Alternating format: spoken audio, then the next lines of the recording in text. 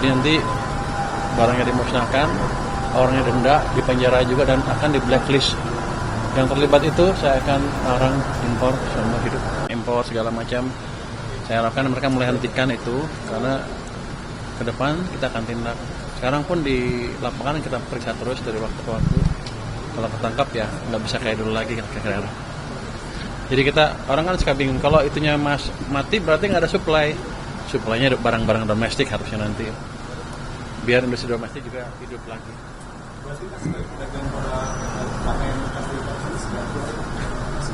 Ya nanti dia beli pakaian dari produsen dalam negeri lah. Kan masa kita legalkan yang ilegal, sementara produsen dalam negeri nanti kan sama juga untuk yang jadi dapatnya. Kan mereka yang penting untung kan.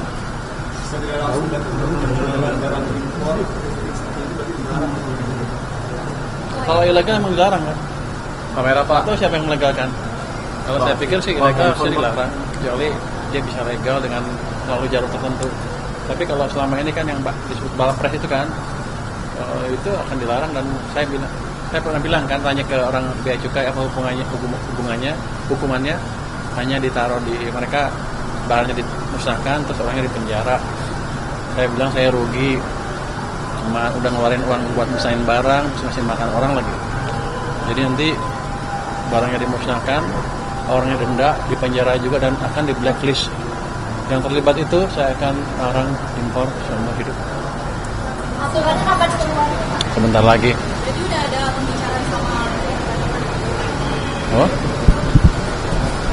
Kenapa Menteri Perdagangan? Kan itu ilegal. Kenapa mesti bicara dengan Menteri Perdagangan? Emang ada peraturan Menteri Perdagangan yang melegalkan itu? maksudnya kan Kerjasamanya koordinasinya koordinasinya memberantasnya gitu. Kenapa memberantas Menteri Perdagangan? Instrumen dia di mana? Apa langsung dari Kementerian Keuangan Pak? Itu kan bea cukai, pasti kan yang jaga bea cukai nanti kalau di lapangan mungkin yang baru mungkin Kementerian Perdagangan, tapi yang saya jaga yang di bea cukai, yang di port masuk. Saya fokus di alat-alat yang saya kuasain, bea cukai, pajak dan lain-lain ya. berarti bentuknya PMK ya Pak? Aturannya? Aturan apa? Itu kan ilegal eksekusi sesuai dengan pelanggarannya. Nanti kita perketat aja peraturan yang tadi, yang bukan yang hanya ada katanya kelemahan hukum di sana, tapi kan kita bisa akalin nanti di lapangan seperti apa. Kalau mitigasinya gimana sih Pak kalau ada penolakan dari para pedagang gitu? Penolakan, siapa yang nolak saya tangkap duluan. Kalau yang pelaku thrifting yang nolak-nolak itu ya saya tangkap duluan ya, berarti kan dia pelakunya, clear. Malah maju, malah untung saya. Coba yang ini, dia kan ngaku bahwa saya pengimpor ilegal kan. Alhamdulillah. Pak, di Pasar Senen kan juga banyak yang menjual pakaian-pakaian bekas itu ya Pak. Termasuk itu juga Pak akan dibahas. Ya saya nggak akan raja ke pasarnya, saya cuma di pelabuhan aja. Ya nanti otomatis kalau itunya kurang kan, suplainya kurang, dia jual kurang. Tapi nanti akan saya lihat seperti apa. Harusnya sih pelan-pelan kan suplainya habis kan. Kalau suplainya dicekik kan pasti akan beralih ke barang-barang dalam negeri. Saya harapkan mereka belanjanya dari produk-produk dalam negeri nantinya, UMKM kita lah.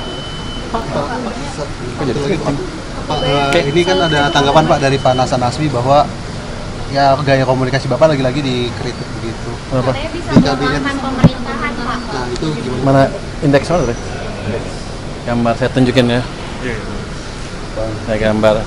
Itu saya selalu pakai survei ke masyarakat. Apakah saya mengurangi kepercayaan masyarakat pemerintah? Apa tidak?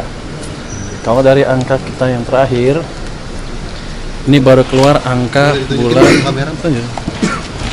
bulan survei bulan Oktober ya, dari dulu dan anak saya yang di surveinya dilakukan oleh LPS.